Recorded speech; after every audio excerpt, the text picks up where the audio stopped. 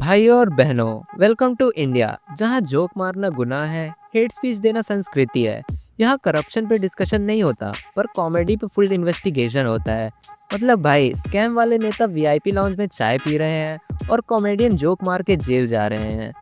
देश की हालत ऐसी हो गई है कि एक तरफ पॉलिटिशियन रेप एक्यूज होने के बाद भी रैली निकाल रहे हैं और दूसरी तरफ कॉमेडियन ने मीम डाल दिया तो देश का युवा देश खतरे में है कैंपेन चालू कर रहा है। इस वीडियो में कुछ पॉलिटिशियंस को पापा बोलने वाले दर्शक ऑफेंड भी हो सकते हैं, इसलिए वीडियो आगे ना देखें। तो इसी के साथ चलिए शुरू करते हैं।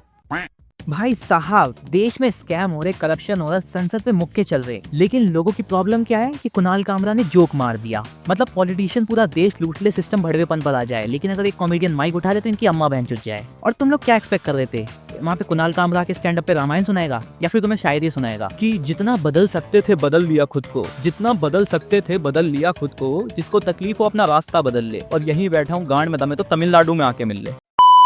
भाई, जुडिशियरी भी फुल जोश में है। मतलब रेप केस पेंडिंग पड़े हैं, करप्शन प्रूफ पे टेक्निकल ग्लिच है, लेकिन कॉमेडियन के जोक मारने पे 24 घंटे में हियरिंग हो रही है। देख रहे हो तुम्हारा बदलता भारत। कामरा जी, क्या आपने एकनाथ शिंदे के खिलाफ जोक मारा था? हाँ जज साहब, लेकिन वो अतुल सुभाष के केस की हियरिंग कब है? या उनके माँ बाप को भी जोक मारना पड़ेगा ताकि जस्टिस मिल सके?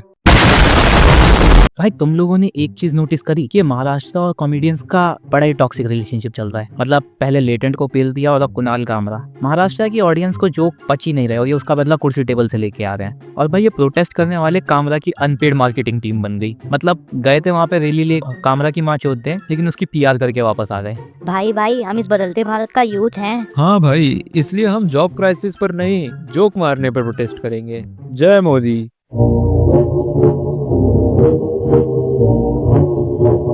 कुणाल कामरा का जोक, देश से विद्रोह की एक साजिश। क्या कामरा को पाकिस्तान से फंडिंग मिल रही है? कॉमेडी की आड़ में ऑपोजिशन ने चली गंदी चाल। भाई, न्यूज वाले इतनी ओवर एक्टिंग कर रहे हैं कि लगता है नेक्स्ट सीजन बिग बॉस का यही शूट होगा। पर भाई देखो, तुम कितना भी कुछ कर लो, तुम उसका कुछ नहीं बिगाड़ सकते। तुम्हारे पास तो तमिलनाडु जाने के पैसे भी नहीं है और उसे लॉयर से लेके देश से निकलने तक की फंडिंग कमेंट सेक्शन में मिल गई है।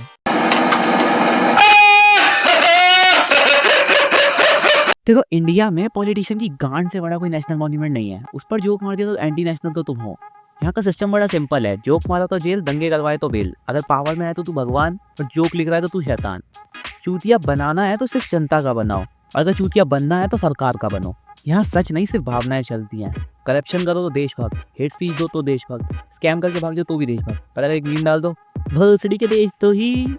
अगर तुम्हें सोचने की कैपेसिटी है तो तुम एंटी नेशनल और इनकी बकचोदियों को हजम कर सकते हो। तो चलो चलते हैं हैबिटेट तोड़ने।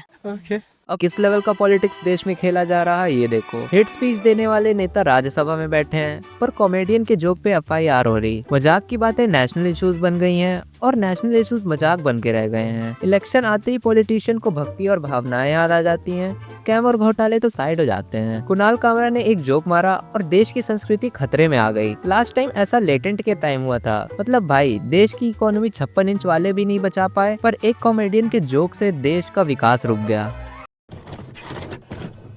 तो भाई, कंक्लूजन ये है, या तो जोक मार के जेल चले जाओ या तो दंगे करवा के सीएम बन जाओ। यहाँ लॉजिक नहीं, सिर्फ सेंटीमेंट्स बिकते हैं। सबसे ज्यादा दंडी होना करेगा वही सिस्टम का लाडला बनेगा। या तो सच बोल के देशद्रोही बन जाओ, या चूतिया पर फैला के रास्ते भग, या तो जोक मार के एफआईआर करा लो, या हेट स्पीच दे के अपने फंड्स क्लियर करा लो। तो जब यहाँ तो ये सब चलता ही रहेगा, अब तुम्हें डिसाइड करना है कि सत्य का साथ देना है या फिर हमें सब्सक्राइब करके अगली वीडियो का इंतजार करना है। मिलते हैं अगली वीडियो में, जब तक के लिए tata bye bye, peace out.